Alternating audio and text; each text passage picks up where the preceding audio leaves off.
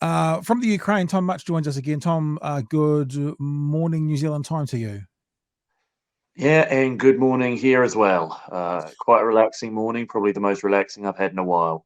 Yeah. I'm very glad to have caught up with you again. I thought what we might just very quickly do is show people where you are because you've moved. We've talked to you.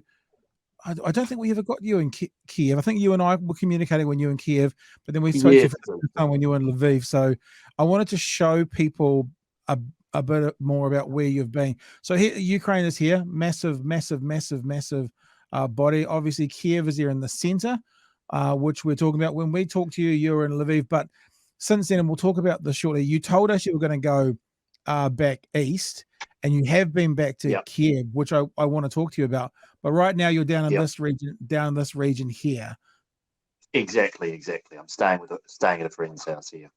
And is that region that's still in the western part of Ukraine, Still in is the where it western part. sounds in a war zone, say, still fairly safe though?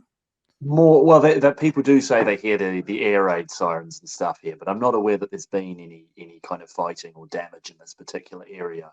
But when I passed through, when I came on the train, there were a few places that had been hit quite recently, and Right. not too far from here. Right.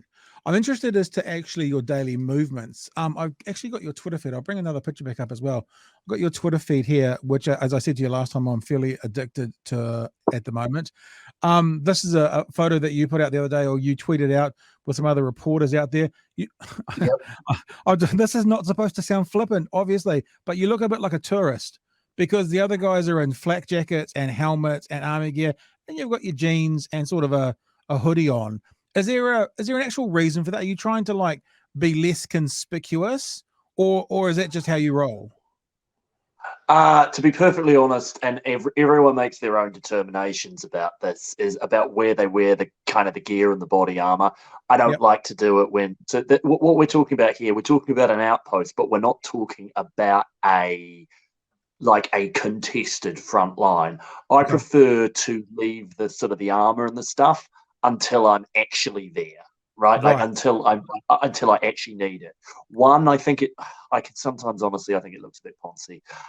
Secondly, it limits your mobility a little bit, and third, I think it sometimes it makes a little bit of a divide between you and the people you're with. Yeah. That Yeah. said, like we all throw them on and throw them off at various times, but I can see then even then I do look a tiny bit out of place. But that where we are now is not super dangerous area. Speaking of throwing them on and throwing them off, one of the questions I want to talk to you about, and I'm sure if you haven't seen this, you've They heard do this, exist. but the As we footage from the Sky News reporters coming under fire. Have you seen or heard of this? I have definitely, we've all heard about this. Okay, yeah. I mean, I just don't know kind of what access you've got to what information at what time. Um, we talked about this in yesterday's show and showed this video, so I'm not going to show the video again per se. But for people who weren't here, Sky News reporters were talking about Russian death squads, and they claim that they've come under attack by Russian. You can see bullet ricochets there as we're watching this by these Russian death squads. I guess from this side of the world, I've got to kind of say. We haven't had, I don't know if that's been confirmed or not, but I was interested for a couple of things for you. The first is, are you able to speak to this idea of Russian death squads being out there or not? And I'm also interested, you went back to Kiev. You must be going through areas that either are under attack or have been under attack. And have you had any scary moments at the moment for yourself? Alrighty, so as you know, so basically just to give a background on my movements, I spent the first 4 days or so, about 4 days in Kiev when it started out. Then we decided to leave because we were really worried. Basically, the Russians were going to encircle the town and cut off all the escape routes. Right. Now that offensive has since completely stalled. So yes, there are still safe routes in and out of Kiev, more or less. Honestly, I've been using the trains, and the trains have been working absolutely fine, no problems. Nobody expected that to happen, but it's what has happened. And so, for instance, there's that famous 40-mile convoy that's been stuck on the road outside of Kiev for ages. Well, it looks like they're having fuel problems. It looks like they're having generator problems. And basically, that doesn't seem to be doing very much. So for now, it's still not that difficult to get in and out of Kiev, which is very, very lucky for me and for my colleagues who are still there. And I probably will be going back to Kiev if it's safe to do so within the next week. Now, as for this idea of death squads, so what people have been worried about is what they call infiltration units, which are Yeah. basically saboteurs that like kind of enter the city. We know that a number of them supposedly were looking for President Zelensky, trying to hunt him down. And so what they're trying to do is they're trying to move into the city in very, very small numbers.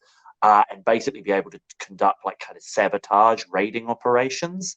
Now, what we think happened there, and I speak not being able to confirm these facts, this is what I heard from someone who is in touch with them, is that because they were wearing helmets and they were filming outside, they were filming in a car, that someone thought, oh, it was a soldier with a gun, because like you look and you just might not know. Like, you know, you see someone with a shiny object pointing it out a window and they've got a helmet on. You've got a split-second reflex, like, you know, soldiers can open fire, right? Now, were they targeted because they were journalists? Quite possibly. Quite possible they were mistaken for military. At this point, we just don't know. Yeah. Oh, look, and I think it's fair to put out there. I kind of said it sort of, I mean, not without the background knowledge of contact you've had with people who know people, but I kind of said, for me, it's like until something is confirmed, it's an allegation. And whilst it might be an accurate allegation, we don't know yet. Because I guess that also bodes the question: are you safe as press? Like, even though you're in a war zone and you're going in and out of Kyiv and you're now further west, like we saw that picture of the Ukrainian woman giving the soldier sunflower seeds. Have you had any interactions as press with Russian soldiers? Would you be safe if you came across Russian soldiers? Or am I speaking a naive safety about a war zone, not knowing anything that's going on? No, it's a very, very legitimate question. So I haven't come across or had any interactions with Russian troops. I'm aware of a couple of occasions where reporters have, and you know, when the first attack on the airbase came in, I think I think it was a CNN crew got out there, and the Russians allowed them to come around and film for a couple of minutes, which I was shocked to hear they allowed.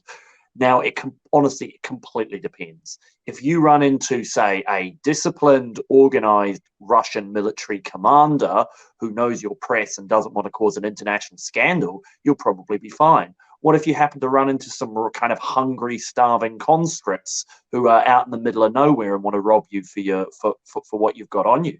Then you're definitely not safe. What if they don't know your press? Or remember, these guys are, you know, yes, journalists are protected under the international laws of war. What if the people you're with, one, just don't care, or two, they don't know, because a lot of these Russian soldiers are like 18-year-old conscripts. They don't know anything about the Geneva Convention or what they're supposed to be doing. They probably, I imagine the order's been given, don't hurt journalists. That doesn't mean it's going to be followed or enforced. Yeah, and also, even if it was, I mean, it's war. As soon as you hear the idea of civilians dying, you know that there are, as silly as it sounds, rules of war not being engaged with anyway. So who says those rules are going to be followed for journalists? It makes me just think, though, again, bouncing off the back of what you've just said, there's reports coming out, and this is from the Daily Mirror. I'll read it out for people. It says it's an exclusive about the Russian forces losing morale. This article says former British Army General Chief Lord Dannett tells the Sunday Mirror, this would have been last night, that Russian officers have been abandoning their soldiers in order to save their own skins, as he accuses Russia of a moral and military failure of the highest order. Now, on one level, I go, that sounds like the propaganda game from the other side, but you're there.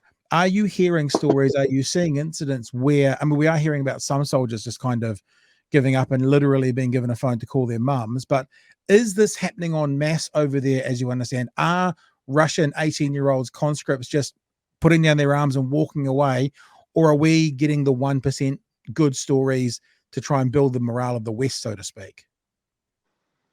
So it's a little bit of both. You've always got to be careful, yes, because it's very, very easy to take a story from a war zone and be like, this is what it's like all over the country. I'm going to actually take an example from another war, which was that the evacuation of Kabul last year. Just to give you an idea of what happens.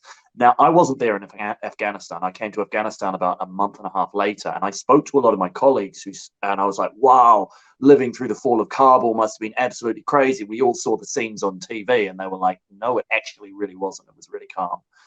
It was just the airport that was chaos, but the rest of the country was actually pretty normal. And so this gives you an idea of like often what the media, and I say this as a journalist myself, what the Yeah, for media sure. will do is we will take those stories and we will publish them and they will be completely true, but they don't necessarily go across the whole country. So it's definitely been reports of I've heard a lot that like Russian soldiers are having very, very poor morale and that they are deserting, but it doesn't seem they're deserting in enough numbers to make a meaningful military difference yet. That being said, there are a lot of sensible reasons for why the Russian soldiers would have no morale. You know, most Russian soldiers don't want to be fighting and killing Ukrainians. For sure. But you know, if they're say in Syria, it's very easy for them to be like, oh, these are all terrorists and they don't care or whoever, regardless of the rights or the wrongs of that situation. Here in Ukraine, they've all got family in Ukraine. They've all, they speak very similar languages.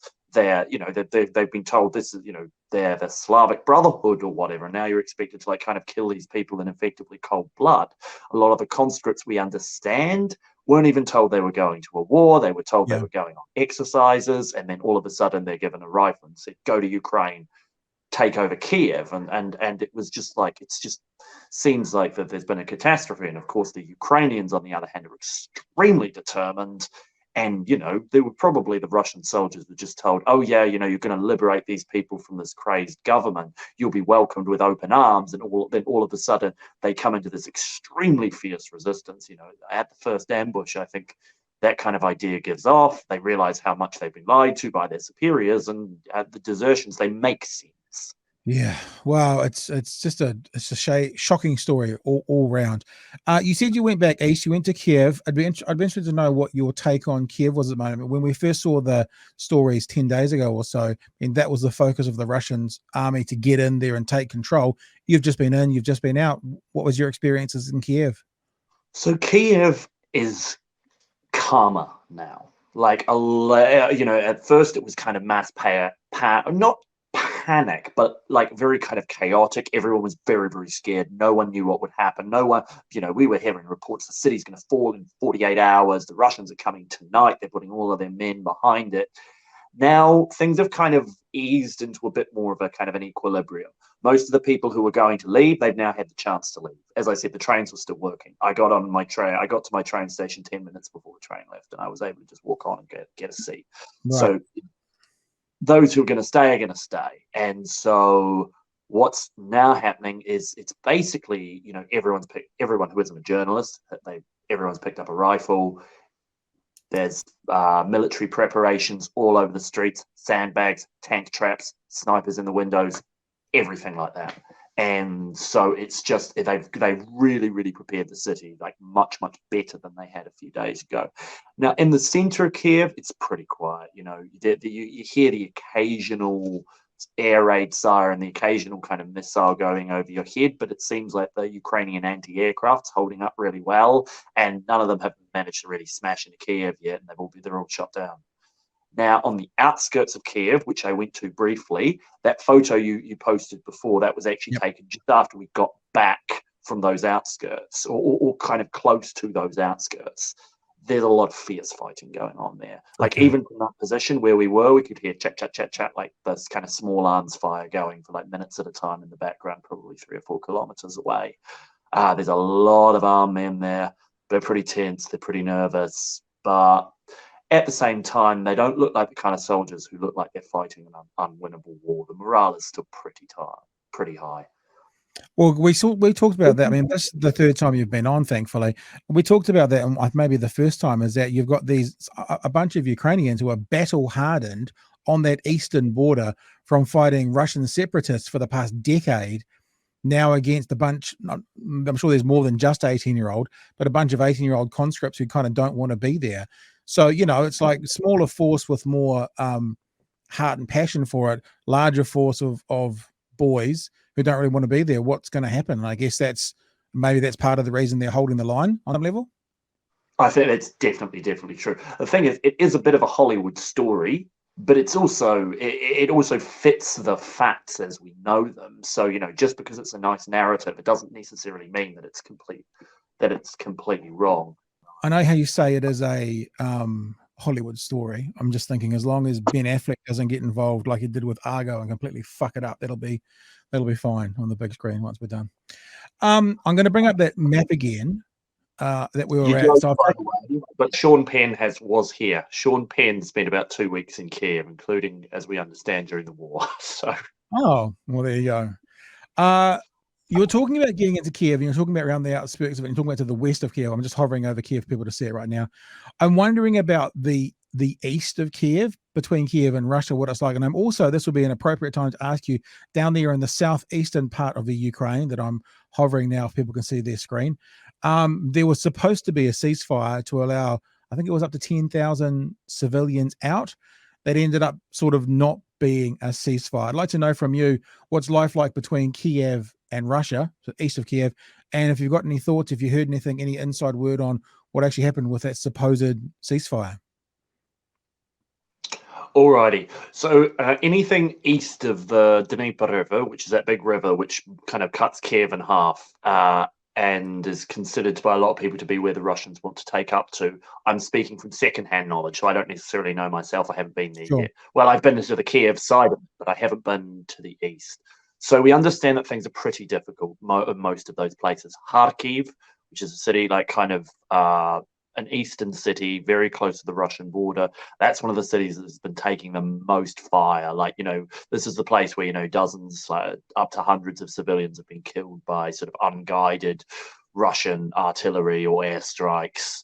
That place has been going pretty hard. A couple of colleagues just got back from there, and they said it was really, really, really rough. And another few colleagues I know just got out of Mariupol, which is where this humanitarian corridor was supposed to be formed. But a lot of people are worried about the idea of a humanitarian corridor, just because what that could do is that could give the Russians an excuse to say, okay, we let civilians leave.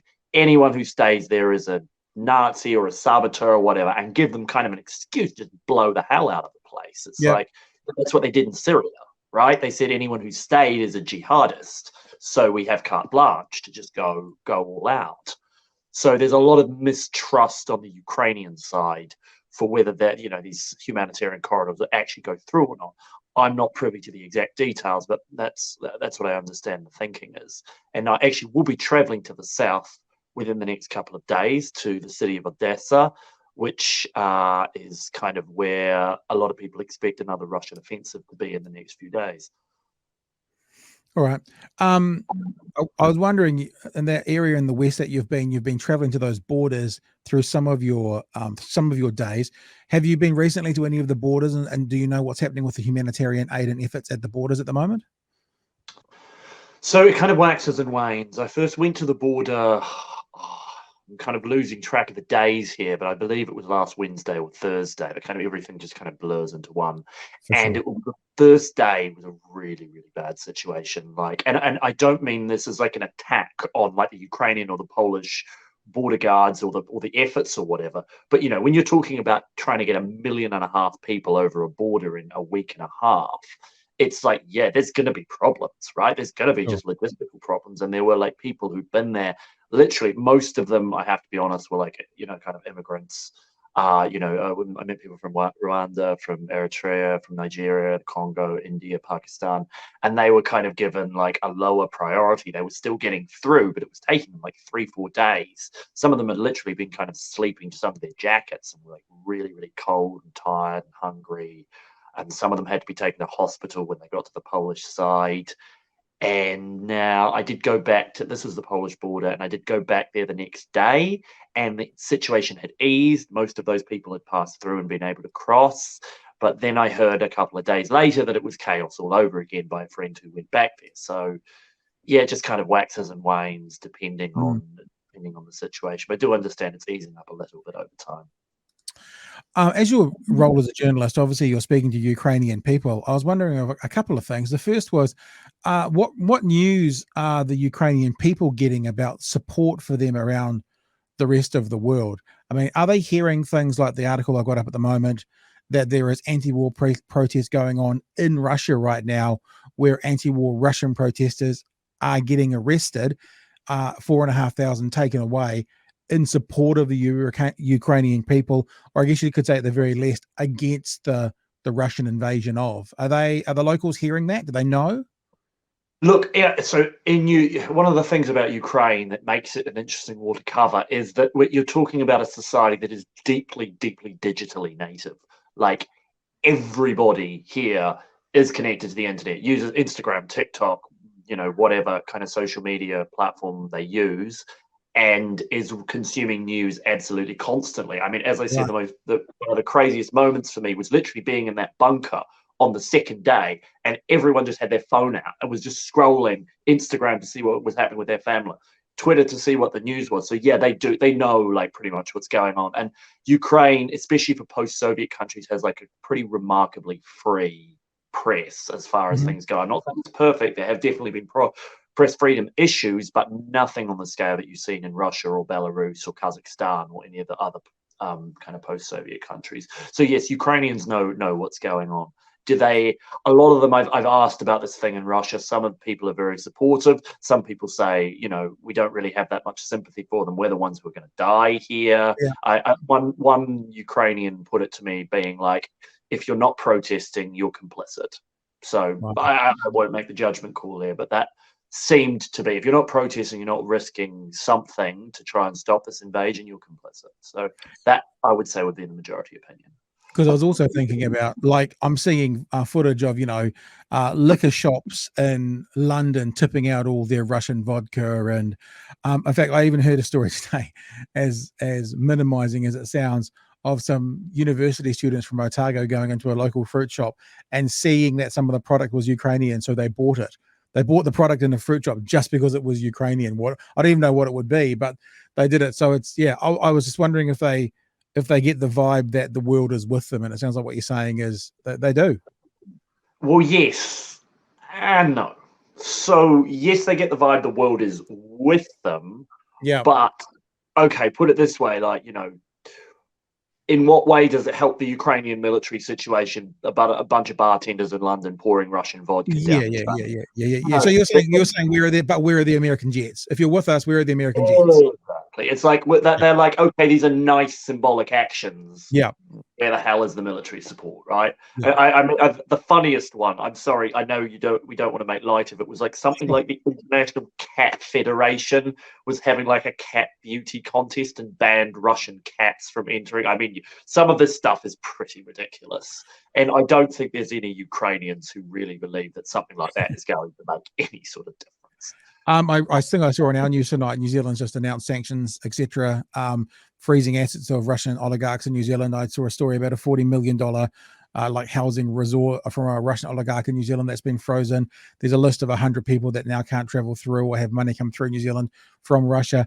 And also on the jets, I think what I saw, if you haven't heard this, maybe you have, is that one of the things that is being suggested is that perhaps Poland, because America doesn't want to get involved necessarily at the moment, because that basically is then announcing a war against Russia, be that right or wrong. This is I understand it. So they're talking about having Poland give Ukraine their jets, and then America giving their jets, like their secondhand jets, to Poland. So they're not directly involved, but a way that perhaps some of those NATO allies can support Ukraine without necessarily aiding it starting World War III. Whether that is right or wrong, good or bad, I don't know, but that's the story I was hearing tonight. Well, when I say story, was being reported tonight on the news. Yeah, that makes a lot of sense. I mean, I don't know. I don't know specifically what's going on there, but yeah, that I had heard something similar. The issue, of course, to be perfectly honest, is sure the jets are all nice and good at the present. How do you get them to Ukraine? Can't Yeah. try and fly them there. The Russians can shoot them down. Take them across the border. They can, plonk a missile on them. So it's like, yes, I think the jet, something has been agreed, but the problem here is not it's not just the military support, it's the logistics of getting it there, which is also a problem the Russians are having, right? The Russians are having some real logistics problems getting their troops and kind of resupplied and refueled and stuff. So this is an issue that both sides are having.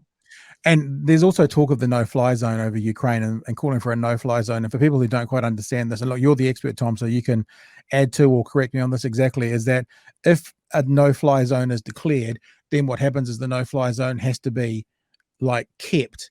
And the only way for a no-fly zone to be kept is that members of NATO have to police it. And if they police it, then what you're going to do is have UK jets, American jets, probably French jets engaging with Russian jets. And then you do have basically a world war. So that's one of the reasons that the no-fly thing is being problematic at the moment, at least so we're being told in the press. Yes, this is the issue, right? Like, you know, everyone wants to protect the Ukrainian people from what is pretty, you know, when I can say this as a journalist, it's a pretty heinous act of aggression. Yeah. That, you know, even the normal fellow like, you know, slightly alt-right fellow travelers have been very, very quiet at the moment. I've noticed they don't really. I think everyone knows that the Russians don't really have a leg to stand on. But yeah, the problem with the no-fly zone is it's like, okay, you want to stop the war in Ukraine. Well, how do you stop the war in Ukraine also escalating, right? Yeah. How do you do it so that it doesn't, you know, the Russians don't decide to start dropping, you know, because if NATO gets involved with a no-fly zone, Russia can say, all right, we're at war now, and then they can start dropping bombs in Poland and, you know, Latvia, Lithuania, Estonia, and then it's like, where does it stop, right? Yeah. Now, I have heard the ideas kind of floated that the no-fly zone would be, that there could be a kind of a no-fly zone in name only, which would be using the jets that we were talking about before, and that they would be flown under Ukrainian flags by Ukrainian pilots from inside Ukraine, you know, potentially from over the borders, and that would be a kind of a way of doing it like kind of by proxy, so that it wasn't an official war, it wasn't officially NATO shooting down, so that it wouldn't necessarily start World War III. I don't know. A lot of this is just pure speculation now, and we can't really know. But yeah, that's the issue with the no-fly zone. Also, it should be noted the Russians don't have air superiority yet. Actually, you know, the Russian most of the Ukrainian anti-air defense is actually holding up pretty well. So I'm not even sure a no-fly zone is the military necessity Ukraine even needs right now. You're right. Hey, Tom, it's always good to chat with you. I'm very, as I said last time, our number one priority is that, you know, you and yours are safe and well, and so that's always the priority. But when you can give us time, we really do appreciate it. Is there anything you need to leave us with? I mean, we've had a bit of a 20-25 minute chat now, covered off some of the big headlines of the last few days out of the Ukraine. But is there anything we've missed? Is there anything that's important for people to know today that you can pass on, or are we just going to talk to you in a few days? I guess the only it's almost more I'm leaving you with a kind of a shower thought here is that, and it's not just for me, but it's for kind of all of my colleagues and for everyone in kind of everyone sort of living through this, is that it kind of it's quite strange how quickly this becomes somewhat normal, right? Like, I can remember what happened before February the 24th, but it's kind of like for most of us, the kind of adrenaline's lowering. We're getting more normal and more used to it. And like when I went out to very near the front lines the other day, you know, we could hear like bullets kind of going off in the distance. And instead of like freaking us out, it was like, oh yeah, it's just another gunfight. That's what life is like now. So yeah, I thought that's kind of an interesting thought to leave you with. How quickly it becomes the norm. And then and then it will end, or you'll move away from it, or you'll be out of the war zone, and you'll be like, it sounds so quiet. Where are those pings I'm used to hearing? Yeah. Well, Tom, look, be safe. It's fantastic that you've given us some time to chat again. I really do appreciate it. We will stay in touch, and hopefully we might catch up with you later on the week. That is live from Ukraine, New Zealand journalist Tom Mutch. Tom, all the best. Thank you so much. Speak to you soon, mate.